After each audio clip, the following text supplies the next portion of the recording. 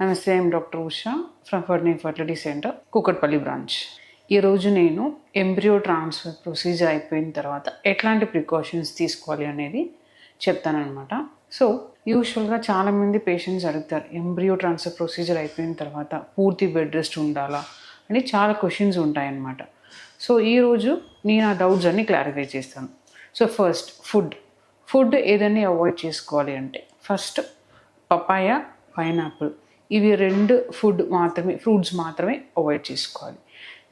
To an extent maybe chicken కూడా జనాలు చాలామంది వేడి అంటారు, కానీ చికెన్ వల్ల ఆ వేడి వల్ల మీకు ప్రాబ్లం అవుతుంది అంటే అట్లా ఏం కాదు. ఇట్స్ జస్ట్ అ ప్రోటీన్ అనమాట.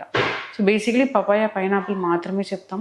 మిగిలిన ఫుడ్ అన్నీ తీసుకోవచ్చు, అన్ని ఫ్రూట్స్ తీసుకోవచ్చు, ఎస్పెషలీ ఆరెంజెస్, లెమన్స్, అట్లా చాలా సిట్రస్ ఫ్రూట్స్ తీసుకోవచ్చు. అండ్ దెన్ సీజనల్ ఫ్రూట్స్ తీసుకోవచ్చు.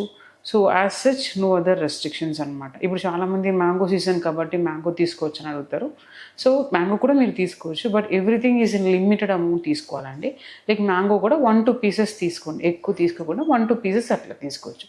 So first is fruits. Next food కూడా రెస్ట్రిక్షన్స్ అనేది ఏమి ఉండవు, అన్ని ఫుడ్ తీసుకోవచ్చు, నాన్ వెజ్ తీసుకోవచ్చు.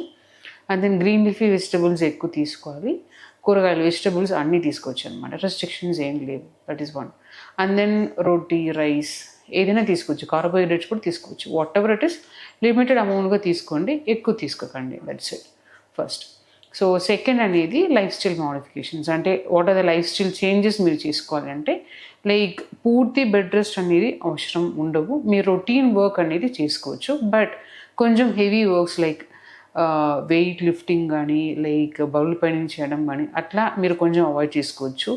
అదర్వైజ్ డైలీ మీరు స్టెప్స్ ఎక్కొచ్చు, వాకింగ్ వెళ్ళొచ్చు, మీ వంట చేసుకోవచ్చు, మీ పని మొత్తం చేసుకోవచ్చు.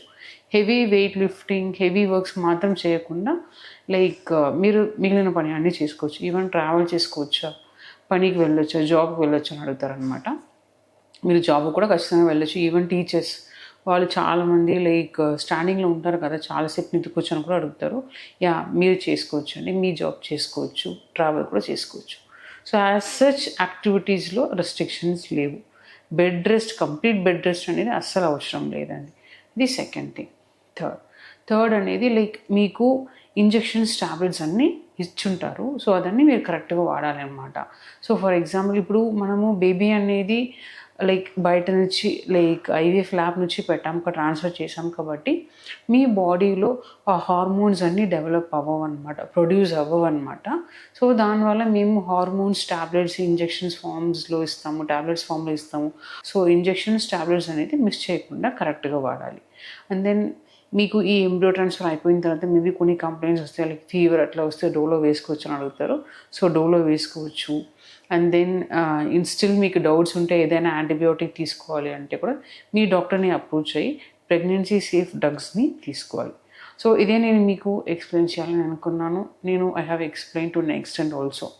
ఇంకా మీకు ఏదైనా డౌట్ ఉంటే మీరు కమెంట్ బాక్స్లో అడగచ్చు, ఆర్ లైక్ మీరు మమ్మల్ని అప్రోచ్ అవ్వచ్చు. We can explain you and then we can clear your doubts also. Thank you. సంతానం కావాలన్న మీ కలను నిజం చేసుకోండి. 49 అంటే సంతానం, 49 అంటే సంతోషం. వివరాలకు సంప్రదించండి.